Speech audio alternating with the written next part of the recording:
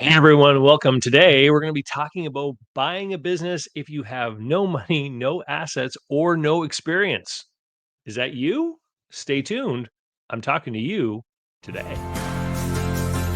I'm David C. Barnett, and you're tuned in to Small Business and Deal Making, the podcast, YouTube channel, and blog where I talk about buying, selling, financing, and managing small and medium sized businesses while controlling risk. So, if you're looking to take control of your future through buying a business one day, or if you already own a business and you're looking to grow or exit, you've come to the right place. I talk about interesting things, I talk to interesting people, and I answer your questions every week right here.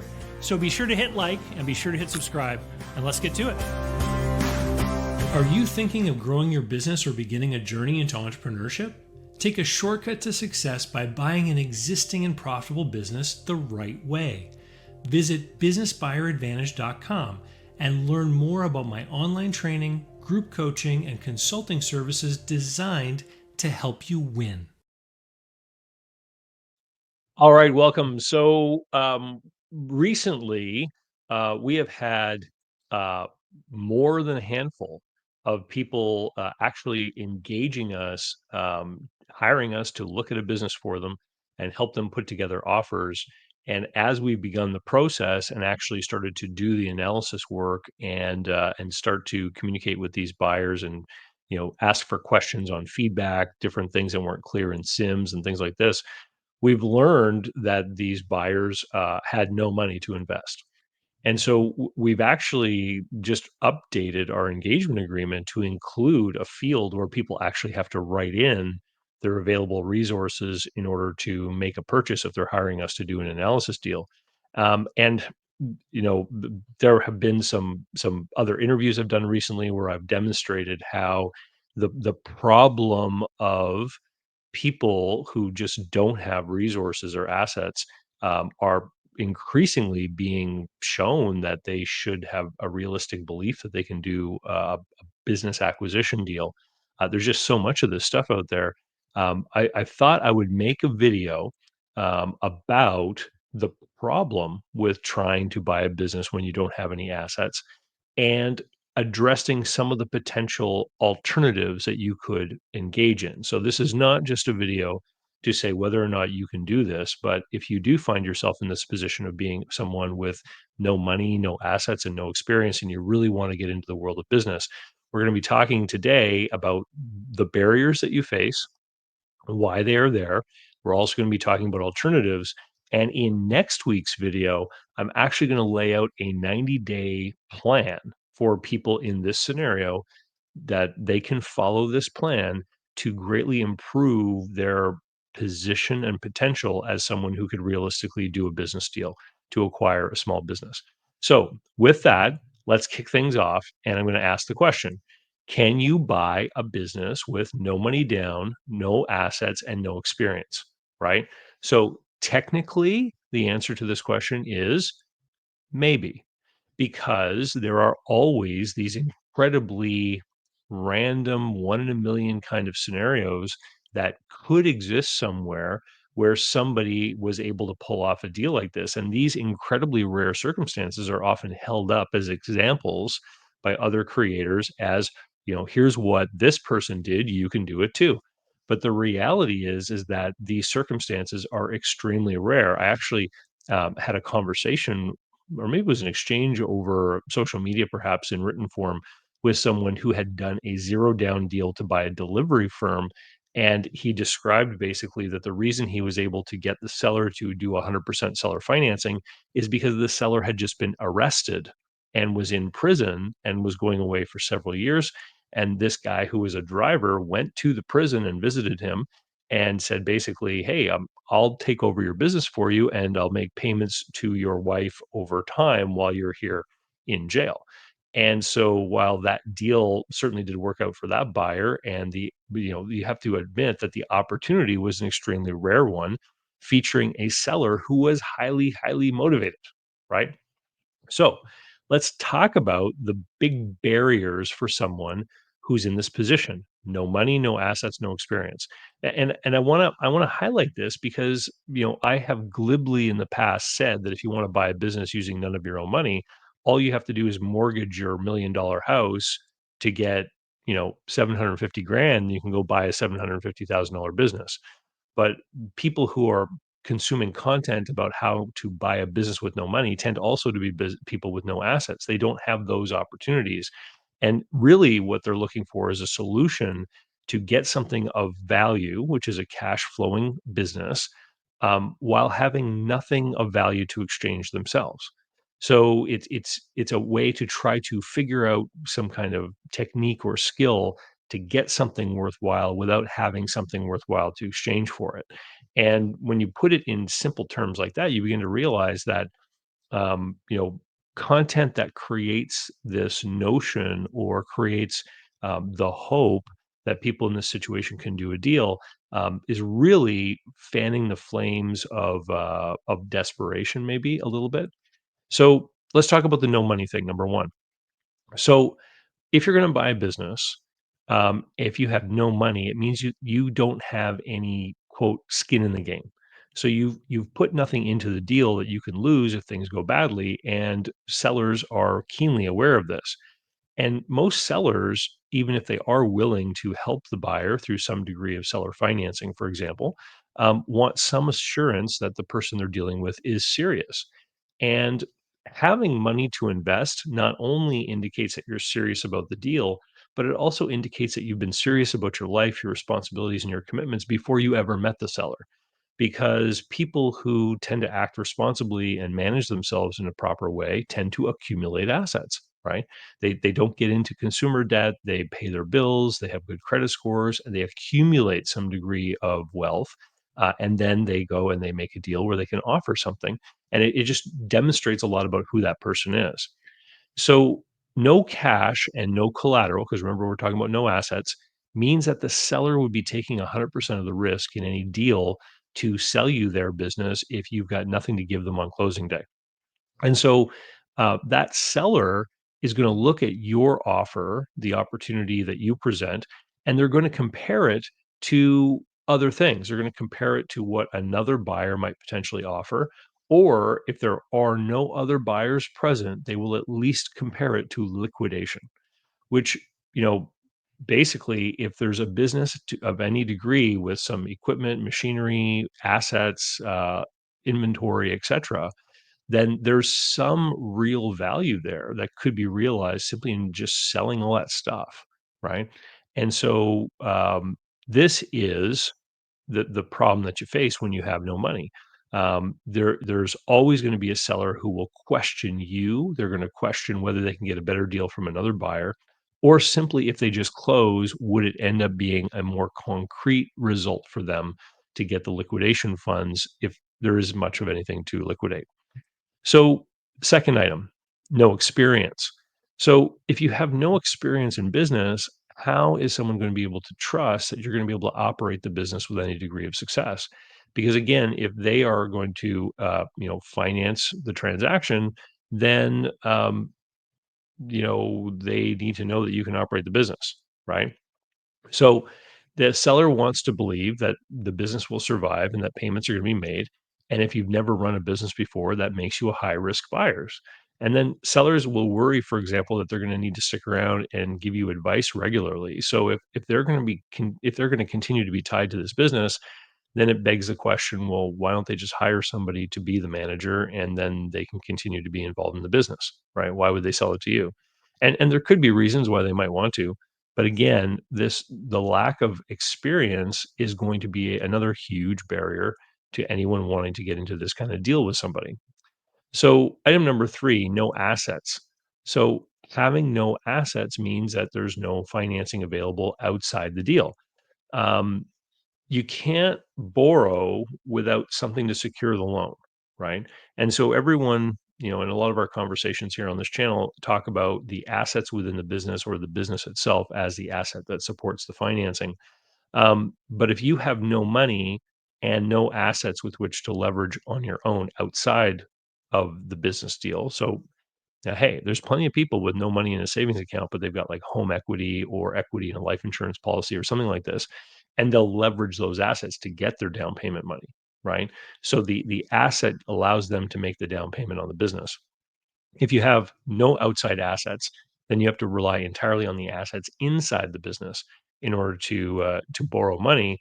And no lender lends against 100% of used things for new business people who are broke, right? So there's always going to be some kind of percentage, always some loan to value percentage. And so even if the value of the business was simply you paying for the stuff in the business, machinery, equipment, inventory, etc., a lender who might accept that stuff as collateral, they're not going to give you 100% financing. It's always going to be some percentage. So how is the gap going to be covered? And what some people will say is, well, the gap will be covered by seller financing. But the problem with that is that then you end up with an opening balance sheet, which is 100% debt because you owe the bank and then you owe the seller. That's all debt. It doesn't matter what the terms of the seller note are, it's still debt.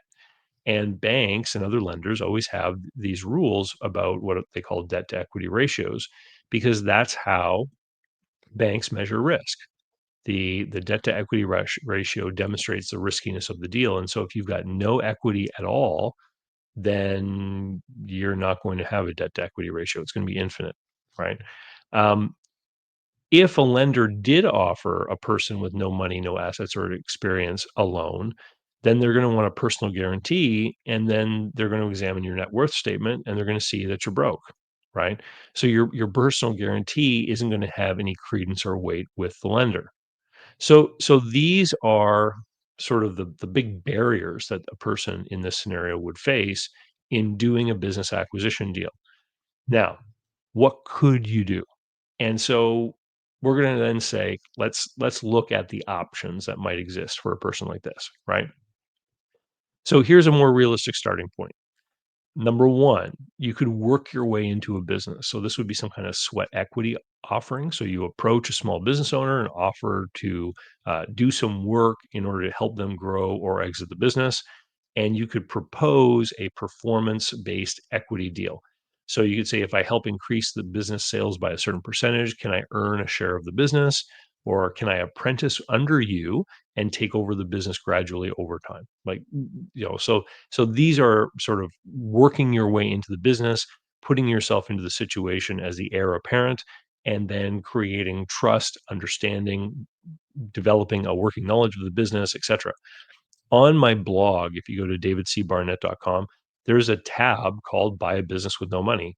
And it's where I put all of the videos that I've created over the year. And this video will go in there too. It's where I put all the videos that talk about this idea and this topic.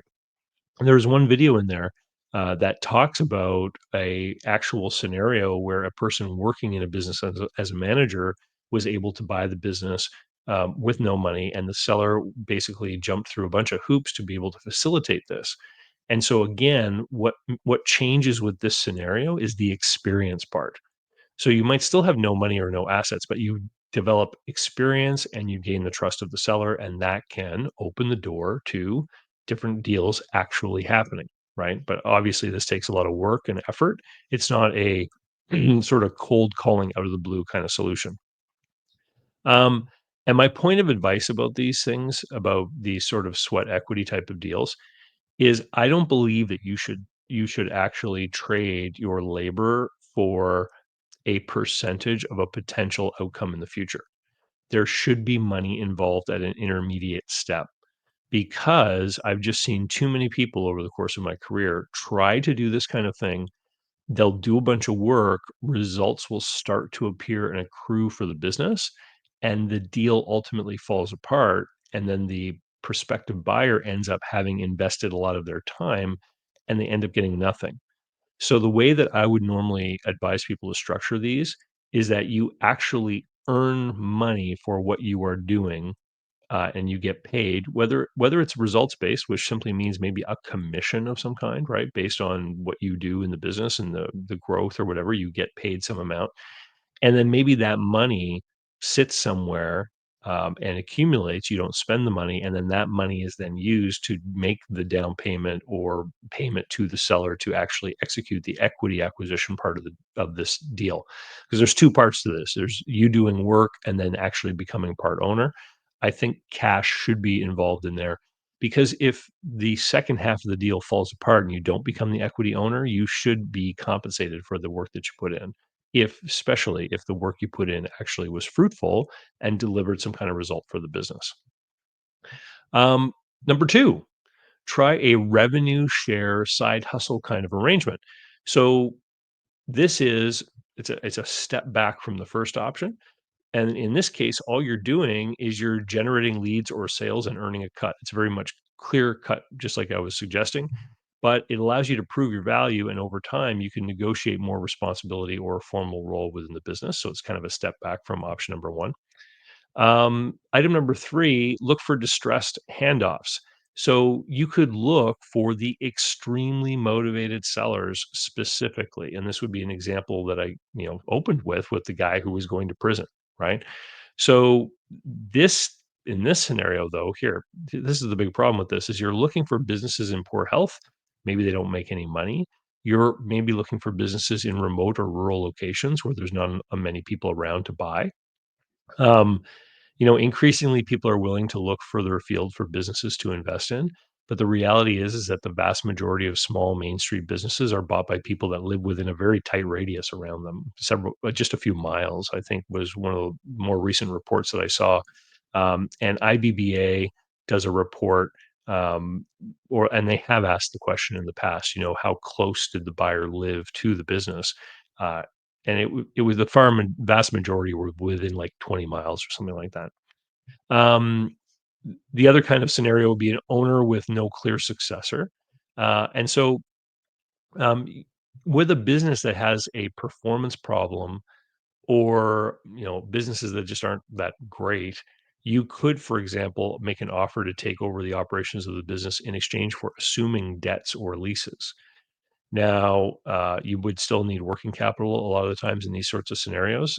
So again, can you really pull it off without any money? And the other thing too is that for a lot of lease or debt assumptions, um, the lender might be willing to add you to the loan agreement, but to release the seller often requires that they underwrite you as though you were a new borrower. And again, if you've got no money, assets, or experience, it's going to be very difficult for you to qualify to allow the seller to be released. And so then you've got a scenario where not only is the seller handing over a business to you, but they're handing over a business and they're not paying off the debts that they've personally guaranteed. It's almost like they've given away their asset and then they're, you know, putting their future in your hands with respect to taking care of the liability. And so if you failed, not only would the business be destroyed, but they would still owe that money and be liable for it. So it could be a double whammy against that seller. And this is, these are some of the reasons why people would choose to liquidate a business over doing a deal with someone, and doing entirely seller financing or debt assumption, right? And again, it really takes just a little bit of empathy to think about the seller and their point of view and what they're trying to achieve. Even if they're highly motivated and just want out fast, there are definitely better options and worse options for a person in that kind of scenario. And then there's the question of, do you really want to buy a business which may have some kind of profitability or operational problem that has created a seller who has that attitude towards their business? Number four, change the buyer or buyer group, as I like to call them. So partner with someone who has what you lack. So this is the most, I think, one of the most common ways that I actually see broke people successfully buy a business is by actually changing who the buyer is. So whether it's one person or a group of investors, I just consider that to be the buyer. Okay. So if you bring skills to the table or you have some ambition or you find a great deal and then you're able to find investors or someone else who can put up the money, well, that solves your problem, right? Now you've got access to money. So you've solved one of those three things. Um, so who would that be? Well, you might look for someone who has money but doesn't have time. They're looking for someone who can be like that hustler character on the ground, helping with operations, et cetera, things like that.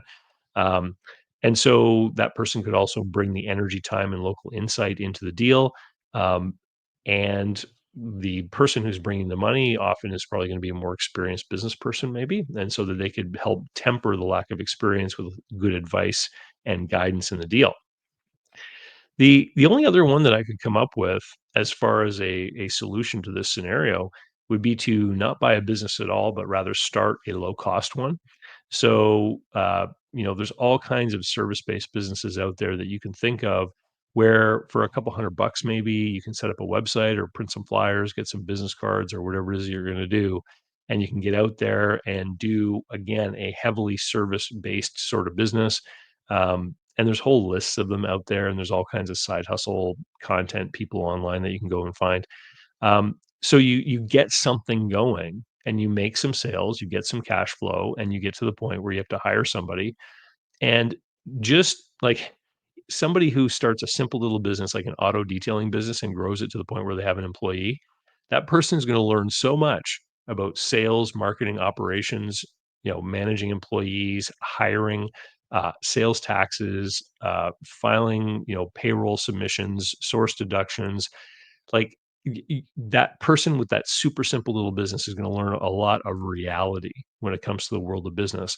And there's a lot of online content, like I mentioned earlier, about how, just anybody can get into business without really knowing anything or having any money, just buy my $10,000 course kind of thing. If you went through and did this and actually got some little business going, you would become much more resilient or resistant to super hype filled messaging that you run into online because you will immediately spot people that are not talking about realistic things. People who have experience as business owners and have dealt with employees and suppliers and customers and made sales and dealt with the bank and, loan payments, all that kind of stuff, they're not falling for the kinds of stuff that, unfortunately people are being suckered into online because they watch the content and they immediately can see all the other different arguments against what is being proposed in a hype-filled piece of online content. And that's what you wanna do is you wanna actually build your true knowledge and experience so that you can spot when people are talking nonsense versus when people are talking about reality, right? And that just comes from, in a lot of cases, lived experience. So if you are going to start one of these small little businesses, you're going to learn a lot of stuff, and then you're going to have an opportunity to earn some money. And hopefully, you build up some savings, which is going to start to address these three big problems that we've talked about: no money, no assets, no experience. Well, if you start a small, simple business, you're going to get some experience, and then hopefully, you're going to build some assets in the form of savings, and that's money, right? And then you're going to start to bridge some of these barriers that we've been talking about today. What people don't like about this or any of these actually is that they're not instant or quick fix. They actually take time. And the bottom line basically is that buying a business without money, assets, or experience is almost never an option straight out of the gate. Entering the small business world, though, through effort, relationships, and results can lead you to ownership over time.